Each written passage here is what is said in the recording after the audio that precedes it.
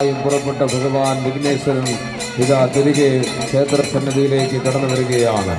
ഉത്സവം കൊടിയേറി നിൽക്കുന്ന ഭഗവത് സന്നിധിയിൽ വാദ്യമേളങ്ങളുടെ അകമ്പടിയോടുകൂടി സർവൈശ്വര്യപ്രദായകനായ ഏകദന്തനായ ഭഗവാൻ ഇതാ കടന്ന് തിരികെ ക്ഷേത്രസന്നിധിയിലേക്ക് എത്തിച്ചേരുകയാണ്.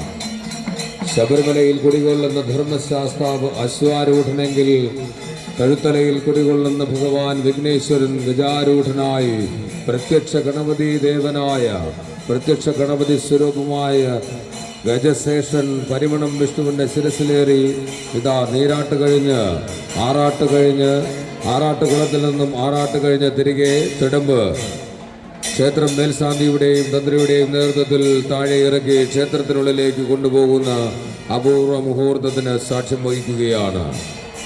പരിമണം വിഷ്ണു ഭഗവാന്റെ തിരുസന്നിധിയിൽ ശിരസ് നമിച്ചുകൊണ്ട് ഇതാ ക്ഷേത്രത്തിന് അഭിമുഖമായി നിലകൊള്ളുകയാണ്.